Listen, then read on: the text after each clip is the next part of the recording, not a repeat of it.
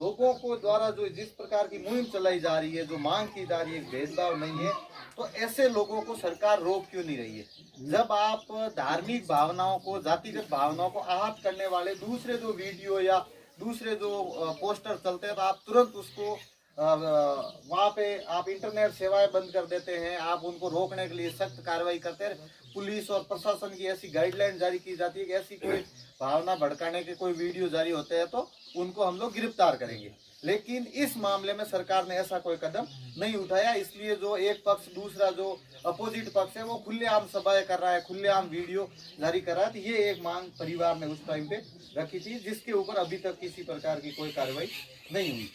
दूसरी ये थी कि मेरे बेटे की हत्या हुई, उसमें आरोपी को हिरासत में लेने के बाद में किसी भी प्रकार की कोई भी कार्रवाई जो पुलिस और प्रशासन ने की है, उनका इनके पास में कोई अपडेट नहीं है।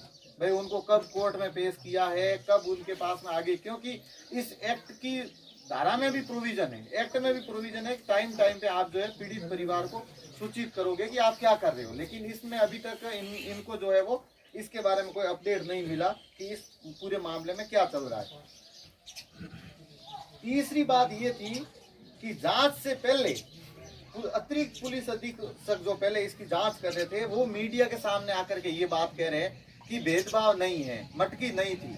तो जांच से पहले अगर आपका ये बयान आना कि ऐसा कुछ हुआ नहीं, तो उस अधिकारी से या ऐसे लोगों से हम लोग कैसे उम्मीद करें कि वो निष्पक्ष जांच करेंगे, जब वो पहले से बिना जांच किए ही अपना एक प्रिजप्शन बना देते हैं कि ऐसा कुछ हुआ ही नहीं है। तो उनसे फिर ये उम्मीद करना मुश्किल है। तो इस दिशा में फिर सरकार ने एक एसआईटी का गठन किया है, जो कि एक एडिशनल एसपी सिरोही और बाकी जो 2 सीआई रैंक के जो अधिकारी है वो अभी इसकी जांच कर रहे हैं। पहले जो एडिशनल एसपी जांच कर रहे थे, उन्होंने इस तरीके से बयान दिए थे, तो सरकार ने उसके बाद में एक एसआईटी गठित की है। ये एक उस दिशा में एक कदम बढ़ाया सरकार ने। लेकिन वो एसआईटी क्या जांच कर रही है, वो उनकी अब तक की जांच कहाँ पहुंची है, जांच अधिकारी जो है वो और एक्यूज का जो गांव है वो बिल्कुल पास पास में है। तो ये भी सरकार को हमें ये मांग, अभी जो हम कल जो मांग रखेंगे उसमें परिवार के साथ की जो एसआईटी बनाई है वो आपने लोकल जो रेंज के लोगों की बनाई है, जो रेंज के ही अधिकारी है। तो एसआईटी आप जयपुर, भरतपुर, बाहर के रेंज के अधिकारी उसमें रखो, ताकि जांच की उम्मीद हम लोग करें कि यहाँ जो सही जांच हो रही है। चौथी जो बात थी कि जब मैं और मेरा परिवार अहमदाबाद से सब लेकर के एम्बुलेंस से जोधपुर आ रहे थे, अपने घर गांव आ रहे थे, तो पुलिस ने की गाड़ी में इनके साला को तो पुलिस की गाड़ी में बिठा दिया, ये 2 लोग थे, और इनको जो है एम्बुलेंस में बिठा दिया, मतलब 2 लोग और दोनों को अलग अलग बिठा दिया। फिर इनके जो मोबाइल थे वो पुलिस ने अपने कब्जे में ले लिए। फिर यहाँ के डीवाईएसपी जो है वो सामने जाते हैं गुजरात बॉर्डर तक, और वहाँ पे ये देवाराम जी को वो एक वॉशरूम के लिए उतरते हैं, तब इनकी वहाँ से थैली ले करके और उसमें से मेडिकल रिपोर्टें गायब हो जाती है। तो ये जो पूरा का पूरा एक प्लानिंग वे में पुलिस और प्रशासन का जो एक बिहेवियर रहा है पीड़ित परिवार के साथ में, इसको लेकर के एक मांग थी कि भाई ऐसा इनके साथ क्यों किया गया, और ऐसा जिसने किया ऐसे लोगों के खिलाफ में कार्रवाई की जाए। तो उसकी दिशा में अभी तक सरकार ने कोई कदम नहीं उठाया। उसके बाद में ये था कि मैं और मेरा परिवार जब शव लेकर के आंगन में बैठे थे, तब पुलिस के द्वारा लाठीचार्ज किया गया, जिसमें इनके पिताजी के, इनके बच्चे के, जो अंदर के मामा के और बहुत सारे लोगों के चोटें आई, और बाहर जितने सारे लोग जो थे उनमें भी लाठियां खाई।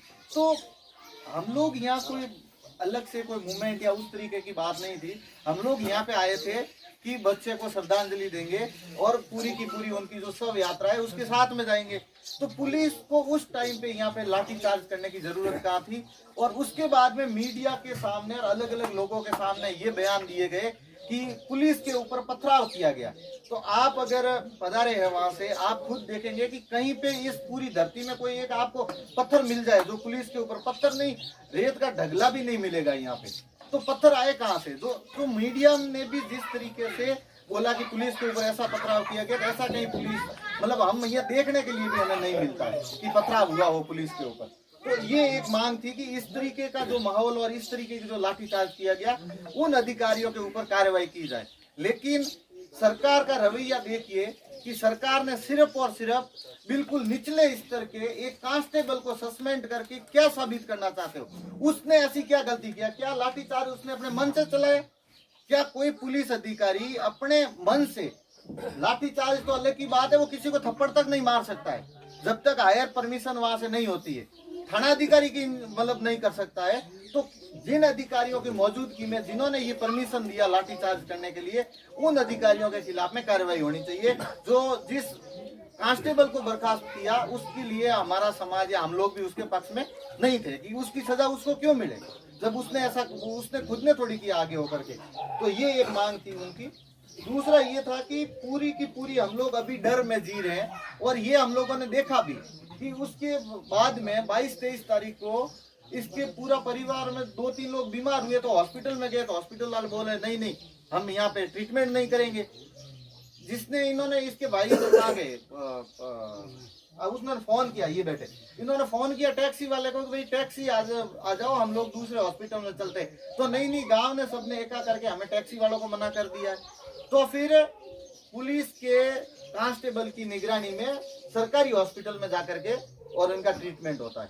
तो मतलब किस तरीके से पूरा गांव में जो संचालित प्राइवेट जितने भी इंस्टीट्यूट है उन सब ने इनको बहिष्कृत करके रखा है। तो इनके परिवार की जो सुरक्षा है वो अस्थायी चौकी नहीं होकर के गांव में परमानेंट पुलिस चौकी और परिवार की सुरक्षा सुनिश्चित की जाए।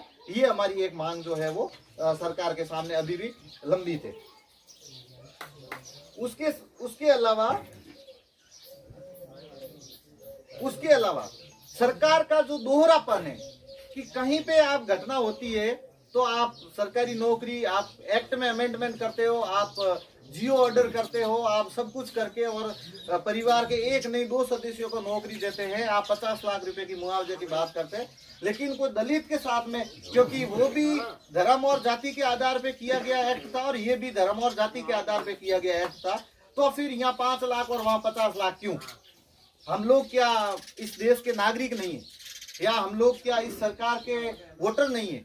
तो जो सरकार कोई भी हो, जिस तरीके का दोहरापन जो एससी और एसटी कम्युनिटी के साथ में है, तो ये सब चीजें जो सरकार ने, जो परिवार ने उस टाइम 19 तारीख का ये मांग पत्र था, इसमें अभी तक सरकार ने किसी भी रूप से सकारात्मक सहयोग या सकारात्मक दिशा में कोई कदम नहीं उठाया। तो कल माननीय प्रकाश जी अम्बेडकर के नेतृत्व में शहीद स्मारक जयपुर से और सीएम आवास तक का पूरा एक मार्च होगा। वहां पे सभा को आप संबोधित करेंगे और फिर एक जो प्रतिनिधि मंडल है वो सरकार के साथ में वार्ता करेंगे, तो जिसमें परिवार के लोग भी साथ में होंगे और भी जहां पे इस तरीके की घटना हुई, जैसा गिरिराज जी बता रहे थे कि जितेंद्र मेघवाल की हो या और जहां पे इस तरीके की घटना है, तो वहां के जो परिवार के सदस्य हैं वो भी वहां पे रहेंगे और ऐसी घटनाएं राजस्थान में दोबारा नहीं हो, इसको लेकर के सरकार क्या सोच रही है, सरकार के क्या प्लान है और सरकार इस तरीके की घटनाओं की पुनरावृत्ति नहीं हो इसके लिए क्या कानून ला रही है।